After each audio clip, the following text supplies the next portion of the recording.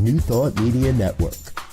We are a global broadcast network of positive music, media, and entertainment, inspiring humanity's evolution along the journey of enlightenment and creating a world of love, peace, empowerment, and prosperity for all. New Thought Media Network. Positively inspiring.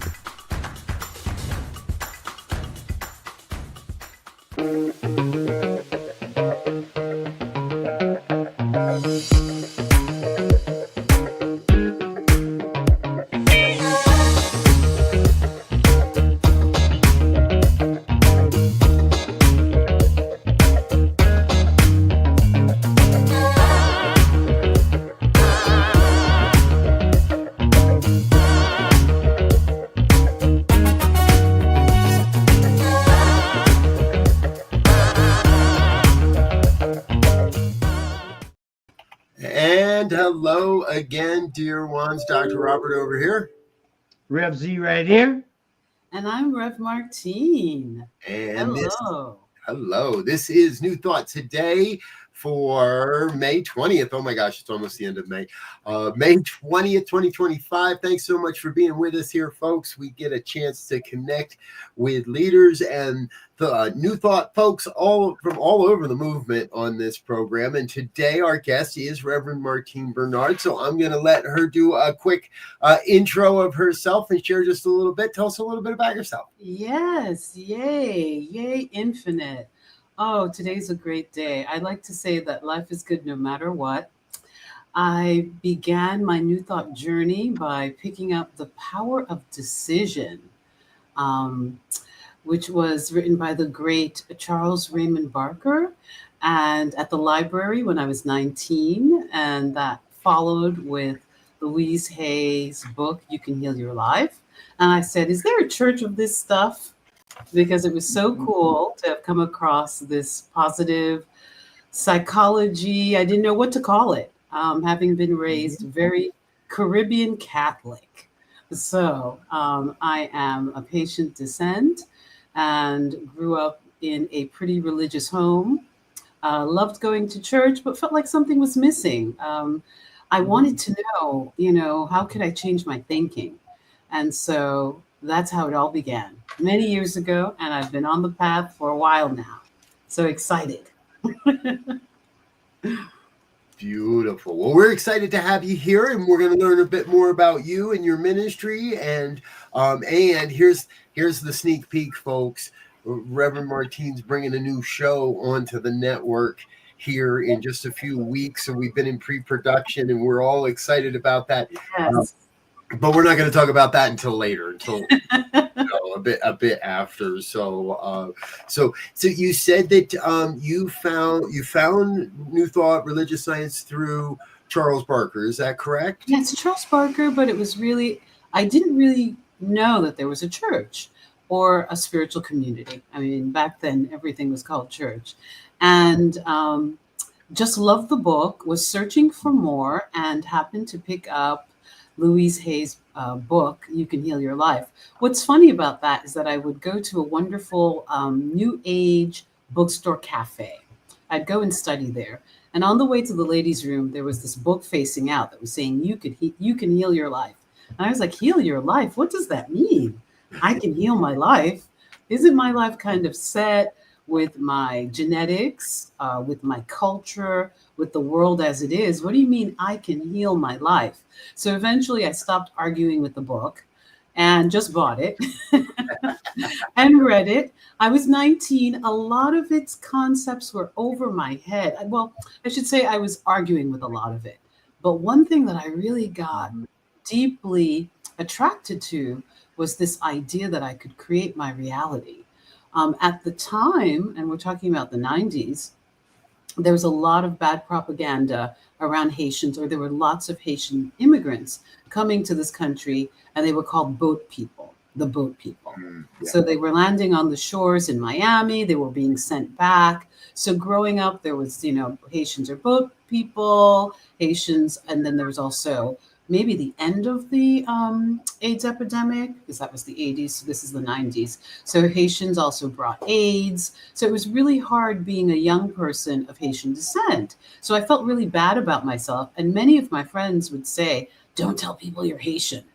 So it's really funny that Haitians have come back. And now we eat cats and dogs. It's always something. Well, back then, it was AIDS and boat people on cardboard, pieces of cardboard coming to America. So as a young Haitian American girl, I was just like, oh, this is miserable. And when I read that book, I was like, oh, I can feel good about myself. Oh, I can create a positive reality. I don't have to stay in a victim mentality. So when I read the book, I looked in the back and I found that there was a church of the religious science church. And I think I said something to my mother about having to study or go to the library on Sunday so I wouldn't have to go to Catholic Mass. And I went to a service. And that's how it all began. I was a closeted New Thought attendee. Yes. Love it. Yes, Wow. very closeted in my household. I had to be. Yeah. Well, see, I would love to say that it was more. I would say it was incubated. You were in an incubator, and it was, Yes. That whole thing of cultivating and developing until it was time to be seen, so to speak. Yes, exactly. And it's really sweet because my mom, who is very religious, I call her a mystical Catholic, said to me, well, God was doing something and you went to that other church, but I saw you making a difference. So I said, okay, Jesus, I'm okay with it. That was exactly my question. Was what was the conversation like when your mom finds out you're sneaking away from the big guy and off Exactly. into those heathen type churches? Or not? Exactly. It was really tough at the beginning. It was definitely tough. There were quite a few discussions, heated discussions. But I think I think because my other siblings are not religious or spiritual at all, I think my mom is just happy that I'll pray for her. She said to me the other day, you know how to pray over people. I just pray. I pray for the world, but you pray over people.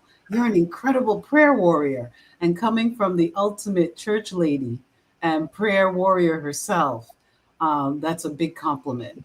So she's come to services. She'll say to me, well, you're not being positive. That lady that you're crazy about always says you have to think positively. Why are you being so negative? So now she's checking me. Mom is checking me. I love it. And that's an interesting statement in that, one thing New Thought teaches is that we have to be realistic. Not that we get stuck in the realism, but we can't do the spiritual bypass and act as if things do not exist. And so it's interesting walking the razor blade's edge, if you will, of how do you bring the attention of these things that grab our attention and can cause us to move into effects, and at the same time be able to highlight or raise above the positive piece so that you can walk that razor's edge, because it inevitably things happen.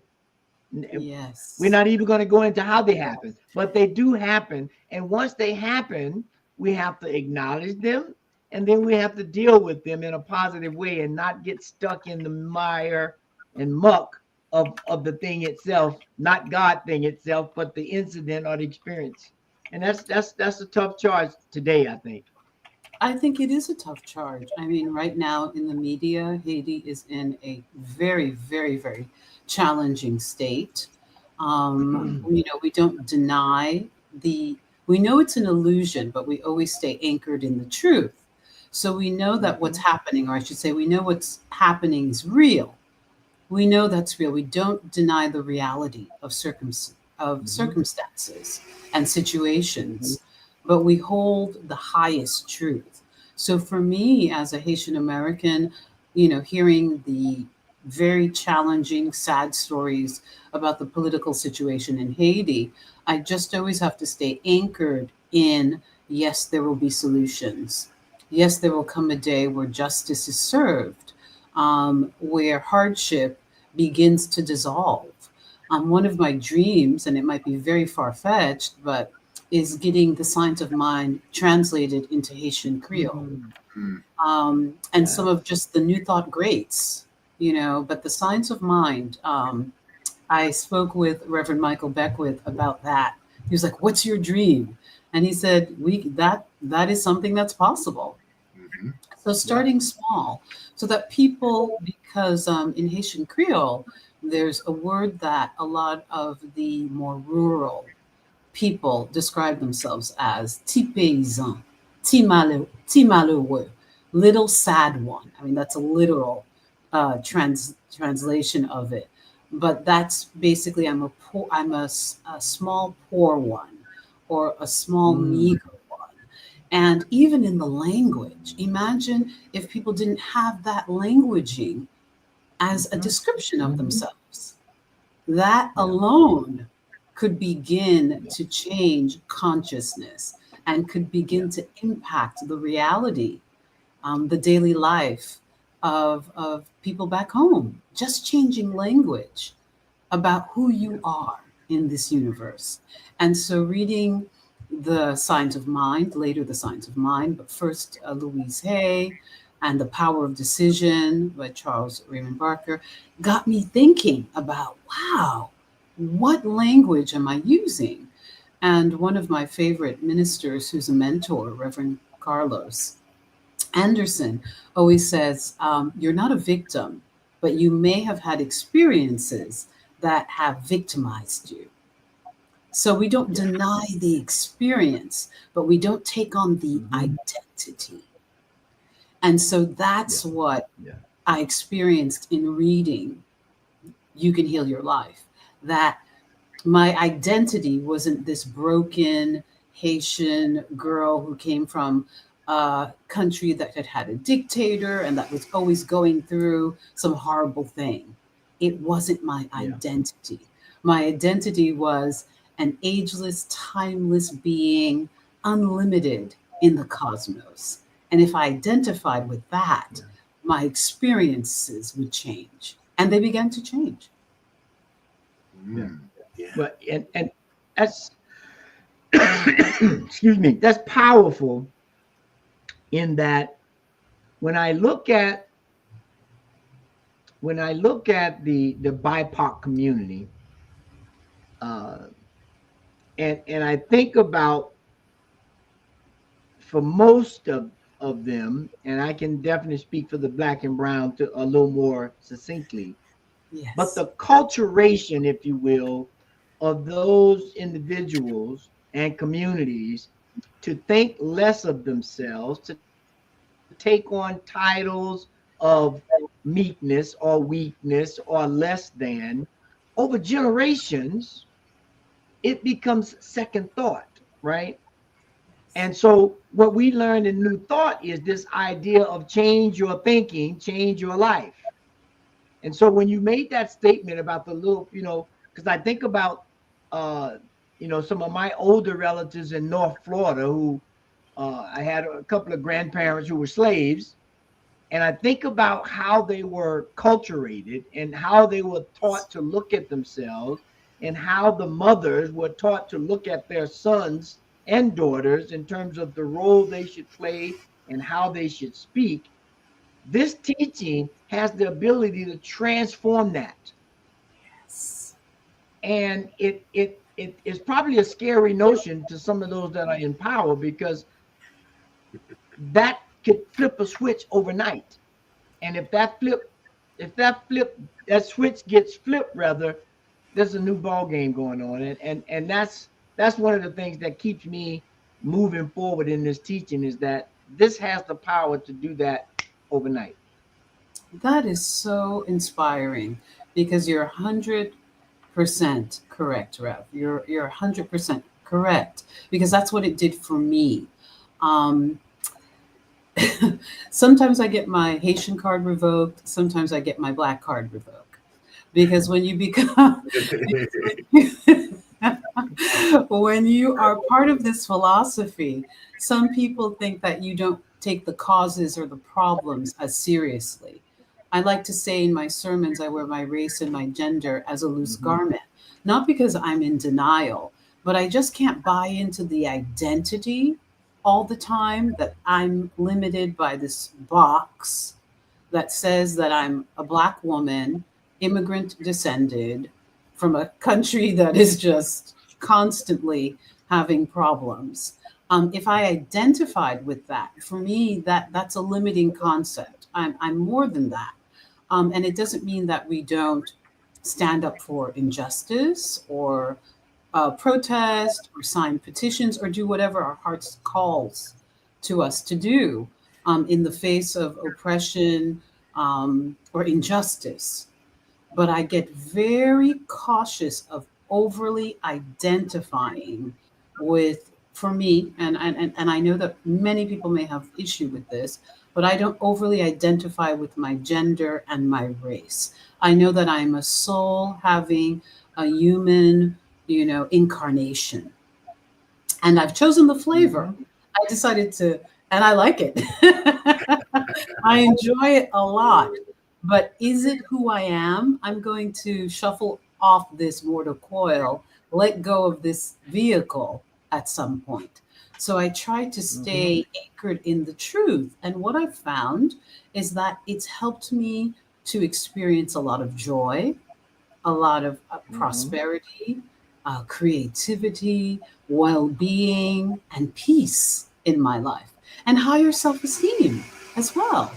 My self esteem began to lift as I began to see myself as more than just a Haitian American girl that comes from a messed up little country in the Caribbean.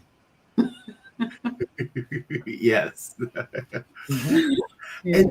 And so that leads me to that interesting point that at what point is there kind of that awakening that takes it the next step, right? To me, what I hear is New Thought, Science of Mind open the door for that self-awareness. Where does it take the giant leap to, oh, I want to do this thing called ministry? Wow. Well, it's so funny. My background is I'm a creative. I was a professional singer in Europe. I've been a hairstylist. I've been a makeup artist. I've been very involved in acting, fashion, and music. But I've always had a passion for spirituality, and people began to call me Rev. I thought it was absolutely insane. People were like, "You'd be a great psychologist." No, you're like a minister. You're preaching to me, and I thought that's a nice compliment, but that's not going to happen. And I think my programming, being raised Catholic, I remember at some point in high school, I went to parochial Catholic schools all my life, from kindergarten to 12th grade. And so I went to an all girls Catholic high school, and I had Franciscan nuns. And I know people always talk about the horror stories, but I had some great nuns. I had some great nuns as teachers. And for a nanosecond, I wanted to be a nun until I guess I started having crushes on boys. So that went out the window in 10th grade. But coming from a very kind of, I call Catholicism a religiously conservative background. I never, all the priests were men, all the nuns were women. I never imagined myself as a minister. And so for a nanosecond, I thought about being a nun, but it was people in my life. People in my life. I began attending after reading Louise Hay's book. I began attending a Unity church because the religious science church that I attended closed down after 2 years. Reverend Gould came from Los Angeles to Boston opened a religious science church. So it was, 20, 25 years ago. I started attending, but then he passed away fairly quickly. And it was amazing. It was the first time that I heard the infinite intelligence of the universe is guiding your life.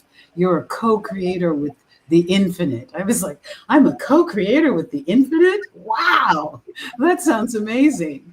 And so after he made his transition, incredibly mystical, powerful spiritual leader, people were saying, oh, we're going to go to Unity. And I said, what's Unity? They said, it's science of mind with a little bit more Jesus. And I said, I've been raised Catholic. I can deal with a little bit more Jesus. I'm cool with that. So I began attending a Unity church. Yes. And I was part of the music ministry. So my path to the ministry was through music. So I became a singer and a soloist in many Unity churches here in New England. And folks would say, oh, Rev Martine. And I would say, Rev Martine. And they would say, yeah, that one thing you said right before you started to sing, that sounded ministerial. And I was like, it was one line. What are you talking about? And so it was really funny. People just started calling me Dr. Rev Martine. And I said, I'm a singer. They're like, no, you are. No, you're not. You're a minister. And so I guess it got into my mind. And from then, I really began to consider it. And I had a random friend. I was having coffee with a friend, a Jewish friend of mine, who said, you're a minister. And I think it was the tipping point. And I said, something? People have been saying this for years. I think I am. I think I'm going to sign. Well, I see you being a minister when you're older. And I'm like, when I'm older? How older? And I was like, I hope it's not too old. They're like, he was like, not too old, but you're going to be a minister. Oh my God. And I took it to heart and all the signs. And I said, okay, divine. Okay, spirit, I'll heed the signs. Right. Beautiful. Well, I think you picked the right avenue, because I will say, when it comes to this older piece, right, that my kids keep saying that, and I keep telling them, I don't know how you think you're getting any older. I'm not. And, but really, New Thought is like the fountain. I figure it's the fountain of youth. Yes, it Because is. none of us look as old as we are. Anybody that's been around for a while in this movement, we all just kind of stop aging at a certain point. And I had a friend say that. I had a friend say, oh my God, she looks 60 and she's 80. That Rev is like 80 years old. And so it's true. I think it keeps our minds young. We're creating the science is backing it up. We're creating new neural pathways. We're, renewing our minds. So. And here is something you said that I think is right in line with that, in terms of renewing consciousness, in that a lot of us have come to this movement from different religious backgrounds. And we've been able to make the translation from what we were to what we are, if you will. And so it gives us this, a friend of mine, I started out as a Christian, became a Muslim, and studied some Egyptology, and I've done a lot of things. And a friend of mine, dear friend, who was a mentor of mine that knew me since I was a teenager, and I had a confrontation with someone about my Islamic bringings, if you will.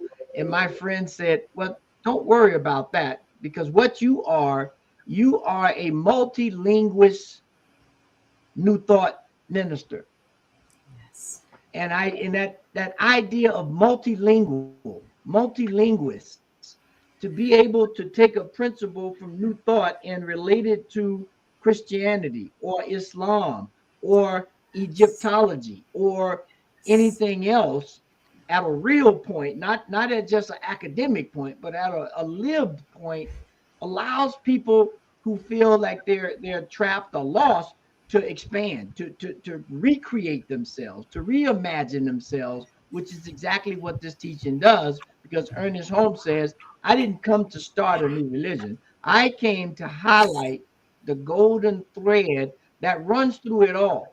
You pick one, and I can show you where this thread goes through it, whether it's monotheistic, polytheistic, or if you want an atheistic. It's all one teaching. And I think that's what this gives us the opportunity to do, to break those barriers. And so I'm always excited. That is so exciting. Thank you for that description and just that inspiration. Because that's what I feel in the idea of bringing the science of mind, or the idea of translating the science of mind into Haitian Creole. There are many Haitians who are very, very Catholic. We're a very Catholic nation, but Haitians who are very much into voodoo, the kind of African ancestral, I would earth-based, I would say pagan-based religion, and it's applicable even if you're not, a Christian doing a more traditional form of spirituality, because I think it's so universal. At our core, I think what was so powerful about discovering science of mind and the New Thought movement is that at our core, we do know we create our reality. We do know that life and death are in the power of the tongue. We do know that our attitude, every human being instinctively knows that their attitude, wow, I've been really negative lately. No wonder I got into a car accident. We know it instinctively because we are spiritual beings having a human incarnation. So it's something that resonates with everyone. That's why I feel that this is the best kept secret. It needs to be everywhere in the world. It needs to touch so many lives because, as Ernest Holmes had desired, it's a school, it's a curriculum for life if we're willing to use it. And so it can be applied anywhere. I have a friend who is working with a group of students in Nigeria, via social media and bringing the science of mind. And she said these young folks are on fire for the science of mind. They're quoting it. They are having miracle manifestations because they're so on fire for this philosophy that actually brings spiritual liberation and freedom. And so I think that as we expand globally, thank you, God, through social media, we can liberate people from the prisons of the mind and cultural constructs that have held them trapped for so long. And that's exciting. When you brought up the voodoo, and I'm thinking about, my mind automatically went to the Orishas of West Africa. Yes. And thinking about how, which then took me back to the gods of ancient Egypt, which in their vernacular were not gods as we see God. They were aspects or divine emanations of the one thing. And these represent laws and principles. And it's amazing when you can make that translation. It's really amazing. And they are allegories and mystical stories that are attributes of the one mind, the one source, the one love of the universe. And so it's really applicable and it makes sense to anyone. That's what I love about New Thought. It's so practical. It's practical. Some people call it practical Christianity, the old New Thought tradition, or the practical mind cure movement. I've been reading about Phineas Quimbley, the founder of New Thought, who was, doing a clockmaker in Maine, who was hypnotizing people, and he called it the mind cure movement. Well, everybody's looking for some kind of cure from something that ails them, and this is it. It will cure your mind. You're mine. There we go. All right, folks. We do need to take a quick break and let a couple of our sponsors say hello. However, we got plenty more coming with Rev Martine. I've got a couple of questions that are just like, ooh. And we're going to share a little bit more about your upcoming program and what Martine's doing here to support the network. So we're going to take a quick break. We'll be back in just a minute or so with some more, but please stay tuned, stay with us. We'll be right back after these messages.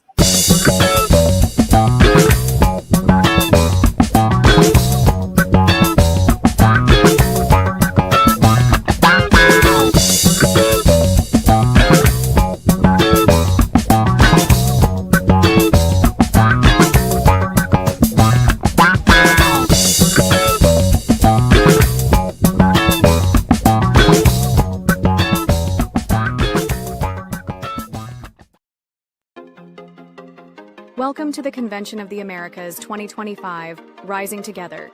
Join us for a truly bilingual retreat experience on the shores of the beautiful Lake Chapala, Mexico. July 22nd through July 26th, 2025, at the Hotel Villa Monte Carlo in Jalisco, Mexico. Featuring Reverend Jeffrey Ryan, Dr. Jose de Lira Sosa, Reverend Dr. Kathy Ann Lewis, Reverend Dr. John Waterhouse, and Reverend Dr. David Bruner. Registration is now open, and payment plans are available. Simply visit www.conventionoftheamericas.com. Come be part of a transformative gathering with powerful presentations, workshops, networking time, and just good old relaxing and connecting. Plus, you can learn more about the science of mind and how to live this powerful philosophy in your life. Transform your life at Convention of the Americas 2025, Rising Together.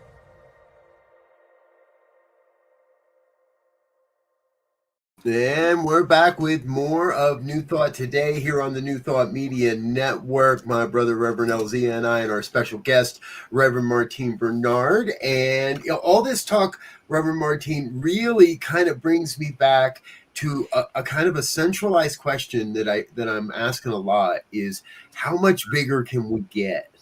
And New Thought, I totally agree. Got to be out there. And, we were just sharing a spot there for a bilingual conference that happens in Mexico. And folks, it's a great time. If you can be there, be there. And as you were sharing today, I've been reflecting that there is a strong New Thought presence on the island of Jamaica. There is a presence of New Thought on the island of Barbados. There's probably influences and presences on other Caribbean islands that I'm not aware of. I guess, so my question for you, has there ever been kind of that pull, that tug, that sense of the calling to take this back to Haiti and beyond just translating the book into Creole, but actually getting back there and planting a church and starting a center and really diving into ministry in that aspect? Yes, yes, and yes. Yes, definitely. Once again, like I said, this is the best kept secret that's out. And so we're going to make sure, I just feel like it's my call to, begin a small school, begin a small church. Many people have done it single-handedly, independent individuals, and then churches and outreach. I have an opportunity to have been ministering at a wonderful church here in Newburyport, Unity on the River. And this is something that I plan on bringing to the community, a possible fundraiser so that we can kickstart a small study group in Haiti.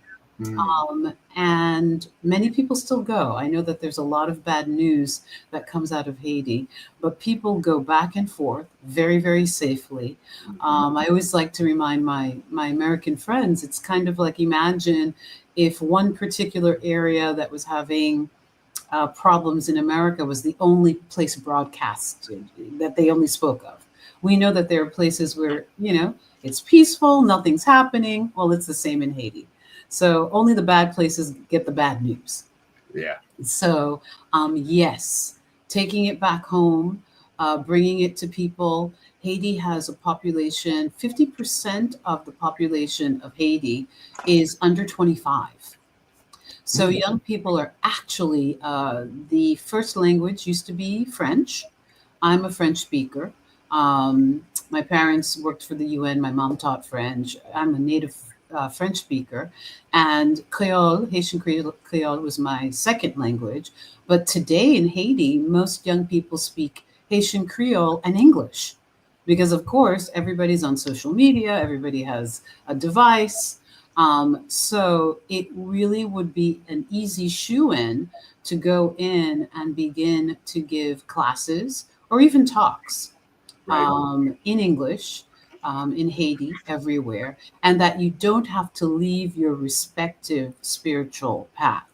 One of my favorite teachers and gurus is Yogananda. He has a great quote: "The religions are like pearls around the neck of God."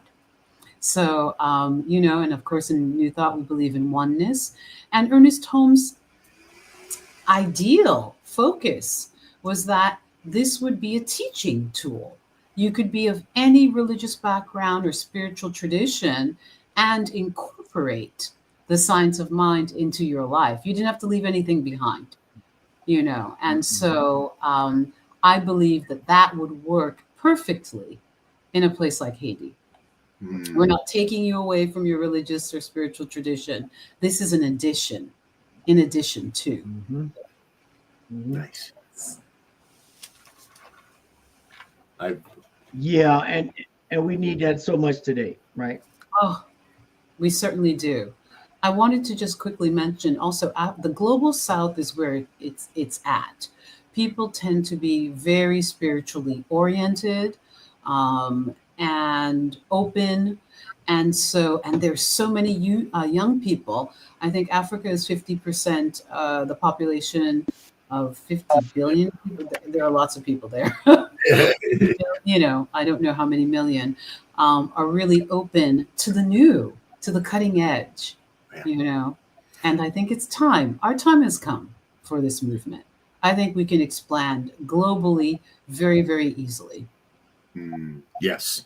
Yeah. Having been to Kenya and knowing that there's presence in South Africa, again, these global spots that are ready for this kind of evolutionary step in consciousness and in thinking. Well, because so many people in the global South or BIPOC people have been told that they are their circumstances. So if you're growing up in a circumstance where there's poverty, where there's a lack of education, that's it. There's no hope. That's all you'll ever get. And our philosophy is the counter narrative to that programming. You are an unlimited being. And by the power of your thinking and your emotions and the power of prayer, affirmative prayer, you can change your life. That would sell. That's a Reverend. That set me on fire. And you think about it, I of course I had to go to the Googles, if you will, to get those facts, right? Because these numbers matter now to the young people in terms of how they hear things. Africa is 1.5, almost 1.6 billion people. But the interesting part of it is the continent makes up 19% of the world population. So almost 1/5 of the world population is in Africa. Wow. For those that are in control and not wanting these type of teaching and these type of experience to be spread to a fifth, that creates a fear factor. It certainly does. Think about the explosion of world music. I mean, I've been listening to African music since I was a child. My parents were teachers for the UN in Kinshasa, Congo, which is Belgian Congo back then. So it has taken off. I'm in CVS and I'm hearing African Afrobeat playing, and all of the musical artists that are coming out of Africa. So we know that now that I feel that we're coming into a consciousness of oneness Everything is being spread back and forth. Why not for this philosophy? Why not? Yeah. For young people who are hungry for the new and cutting edge everywhere.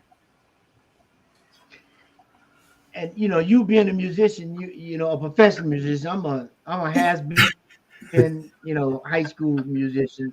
But the idea when Not I think true. about when you said that, I think about back in the day, I used to listen to King Sunny Ade out of the West African tradition, or a Kula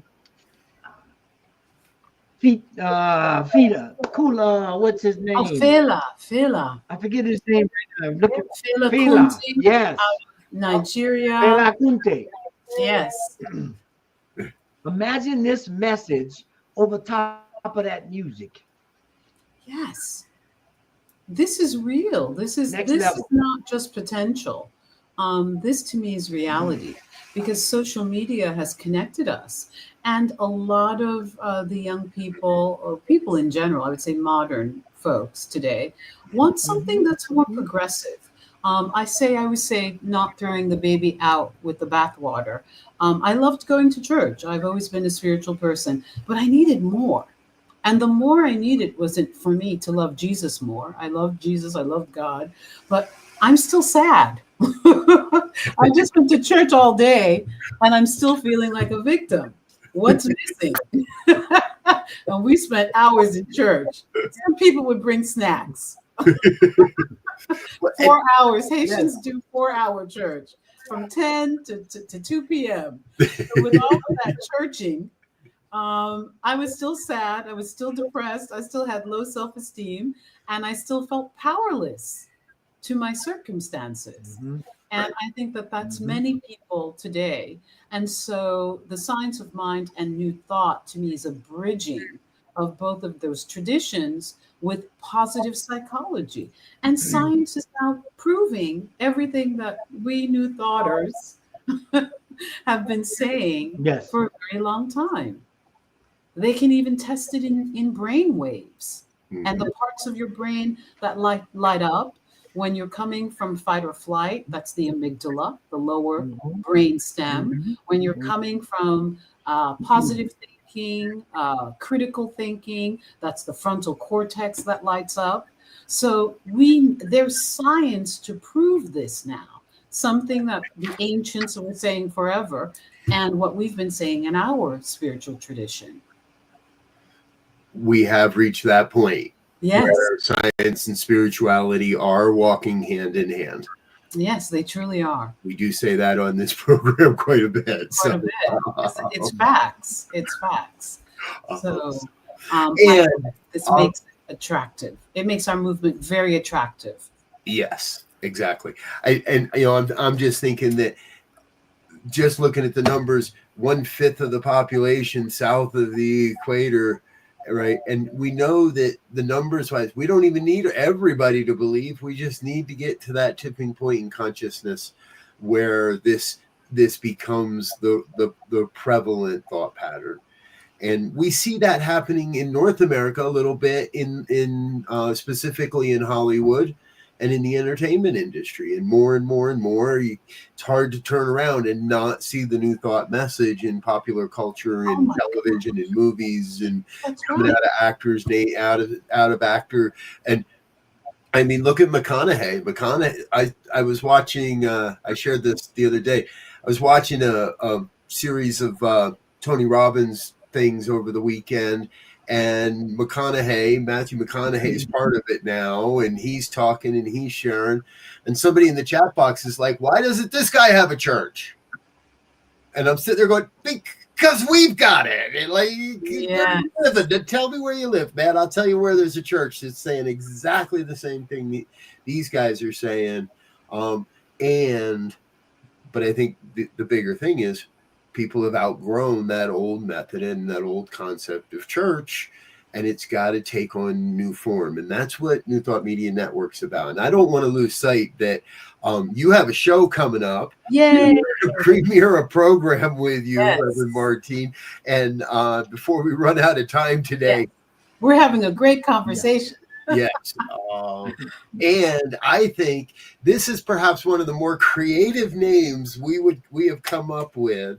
And I think it so fits for who you are, not only in this moment, but as you share more of your history with us and your upbringing with us, this just makes sense, right? What would you say? Yes. What would Louise say? It's really exciting. We will be airing on June 10th, coming up soon. And this is really pivotal. She's been a teacher, a spiritual teacher to me. And in fact, I had an incredible experience where I met her. I'll talk about that more on the show. I was able to meet her twice in person.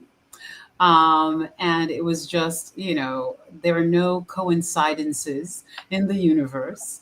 Mm-hmm. And that book has been gifted to so many people in my life. They're probably sick of me. But what would Louise say? I'm so excited because the show is about letting people know that Louise Hay was actually a Science of Mind minister and practitioner. Some people know, but we want to bring this legacy back to Centers for Spiritual, Living. And why not? She's part of our foundation. She's part of our legacy. She wrote her wonderful book that's been translated into 90 languages and that has sold over 90 million copies. Her book and her workshops are actually very, very popular in India. And since I am now a certified Louise Hay coach and teacher, there are many workshops. There's so many workshops in India. So this is something that I just want to bring to our movement, re-inspire us to connect with Louise and to talk to people who've been influenced by Louise's work, which is rooted in the science of mind. Her book was basically a secular rewriting or inspiration of the Science of Mind and Spirit, our foundational text. So it's going to be exciting. It's going to be fun. We're going to talk about all those topics that people don't talk about. We're not going to be afraid. So people will be able to send in their questions. And I think we're going to have a fantastic time. I can't wait. Yes. Exactly. Yes. Yay. Yeah, I can't wait either. I'm gonna mark my calendar here. Oh, we're gonna have you on. What time? I would love to be on. I definitely want to, because I think this idea, again, that's a multilingual or multilinguist move right there. Because there are a lot of people into Louise Hay that have no idea that she was the Science of Mind minister and practitioner. That's right. And there are many offshoots of that. Now, imagine what possibilities are available if we say, here is the root or here is the well from which Louise drank. Yes. Come and get your drink. Who knows how it might inspire you? Precisely. So yep. I'm getting goosebumps here right now. Or God bumps, as they say. I'm just God bumps, not the goose. Well, let's give everybody a sneak peek of the intro video, folks, and then this should answer most of your questions about when and why. But let's just run this real quick. What would Louise say? Join us every Tuesday at 10 a.m. Mountain Time. Hosted by Rev Martine Bernard. Explore the wisdom of Louise Hay. Brought to you by New Thought Media Network. Dive into Louise's teachings. Experience healing and empowerment. Rev Martine shares insights. Connect with a contemporary audience. Unlock your potential. Transform your life with love. Embrace positivity and healing. Join our vibrant community. Ready to join us? Let's spread love and wisdom together. Please like, share, and subscribe. Only on New Thought Media Network, positively inspiring.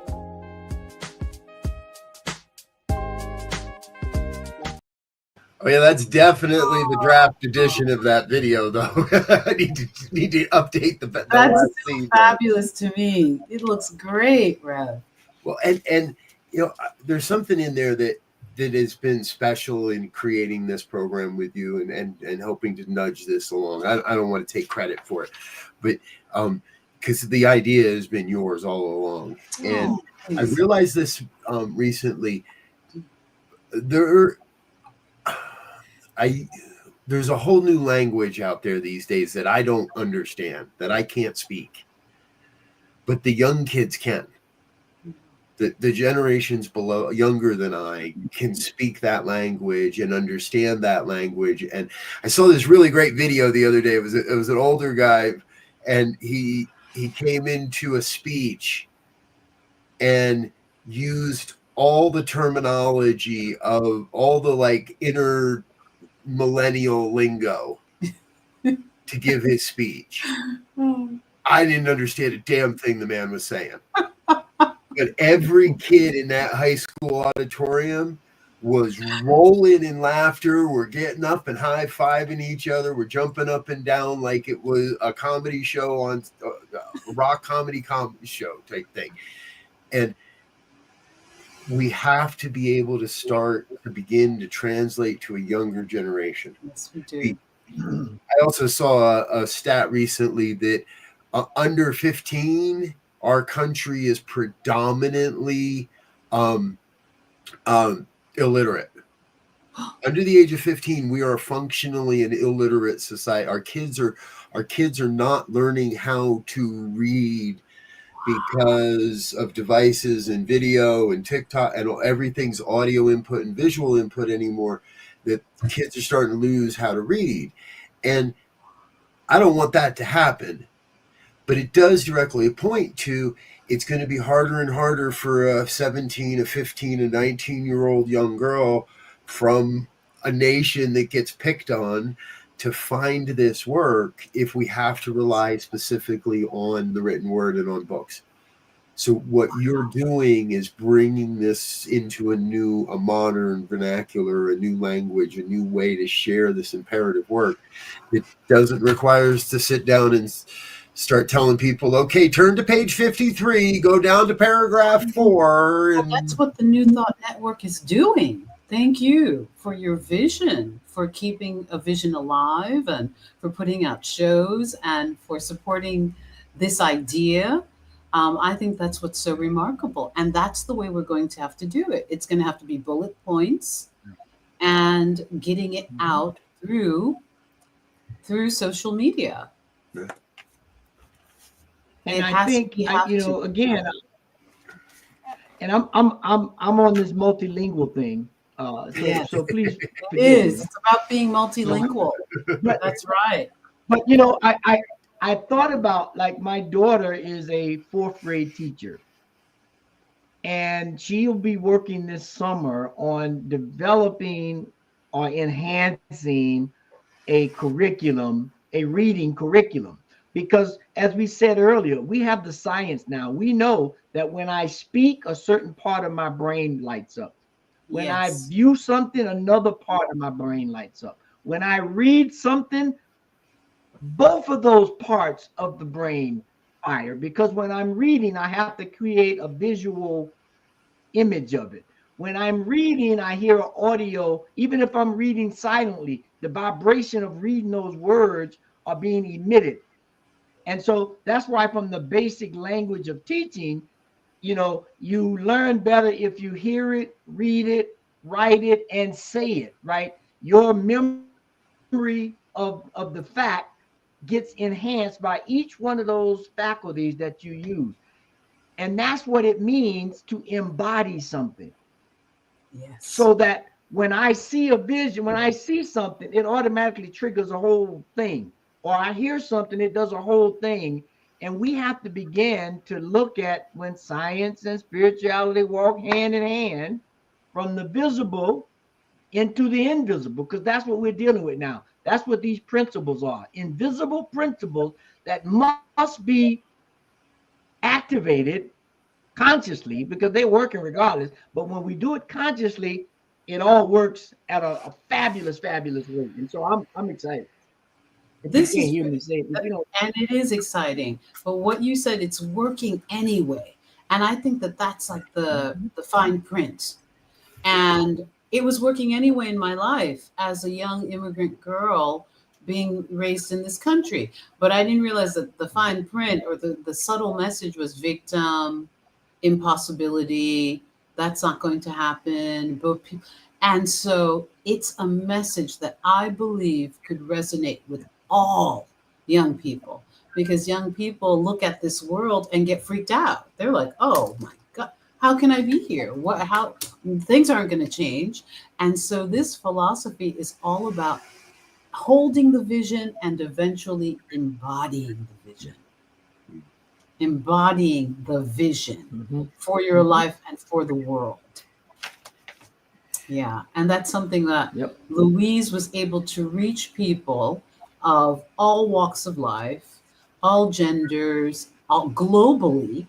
And so, yay, we're bringing her back. We're bringing her back to New Thought, to Science of Mind. Exactly. Oh, I love it. I love it. Folks, we're going to take one more quick break, say hello to our organizational sponsors and individual donors, but you don't have to go away because we're coming right back with our final thoughts. We'll be back after this. Please help us say thank you to our organizational sponsors, including the Hefferland Foundation, Affiliated New Thought Network, International New Thought Alliance, Science of Mind Archives and Library Foundation, Center for Spiritual Living Denver, Center for Spiritual Living Midtown, New Thought Philadelphia, Planned Happiness Institute, Summit Center for Spiritual Living, One Heart Retreats, Center for Spiritual Living on the Lake, Unity Kitchener, Unity Spiritual Center Ottawa, Om Center for Spiritual Living, Satya Center, Begin Within Ministries, Center for Spiritual Living North Jersey, Unity of Savannah, and the Center for Spiritual Living Seattle, as well as all of our individual donors. Thank you for being part of the New Thought Media Network. Please like, share, and subscribe. New Thought Media Network, positively inspiring. Yes. Thank you to our organizational sponsors and individual donors. If you'd like to become a part of the New Thought Media Network family and with your financial support, please head on over to our website, www.ntmedia.org/donate. Make it a monthly donation if you would. We'd love your support. Thank you. All right. Rev Martine, I have a feeling we're going to have you back again and again and again. So I'm not even going to ask if you're going to come back. We'll just figure out afterwards when you're going to come back. Yes, I'd love to come back. Folks, if you're catching us near the end of the broadcast, remember, as soon as we're done, it'll go live again on our YouTube page, and you can check out the replay on our YouTube at any time. Catch up with Reverend Martine on her show premiering on June 10th. That's a Tuesday. Tuesdays at 10 a.m. What Would Louise Say? Exploring the life and work of Louise Hay with Reverend Martine Bernard. Again, that's going to start on June 10th. So we're really excited for that premiere. All right, before we go, Rev Z, final thoughts.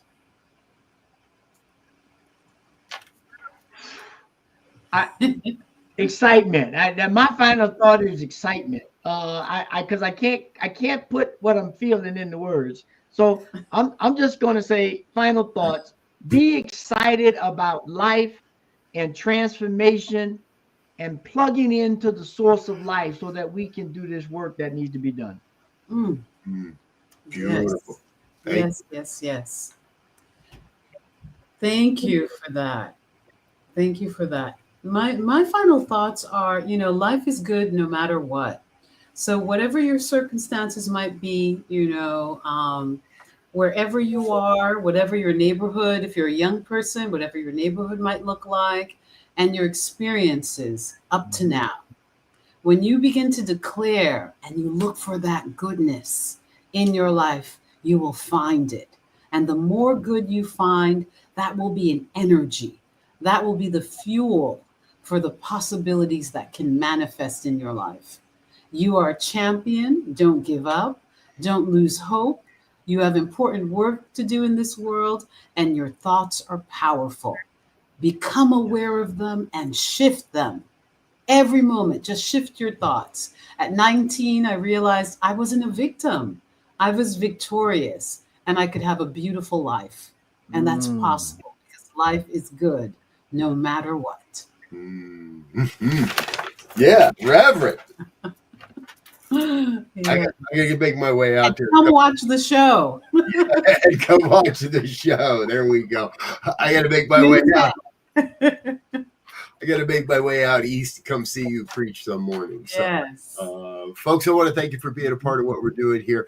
And, my final thought in all of this is that I feel so blessed by this new friendship that we've developed over the last couple of years. And not only that you're coming onto the network, but that every day we get the opportunity to speak with more and more people that are doing the good work of sharing this message, of bringing this life-affirming science of mind and new thought philosophy into the world in ways that people can hear. And over the last year or so, I found myself with that phrase a lot, with those with the ears to hear, those with the ears that can hear, that are open and receptive to this message.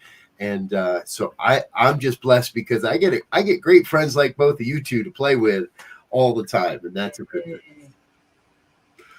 Yes, Folks, yes. Folks, we'll be back again next week with more of New Thought Today. Reverend Martine, you don't have to go.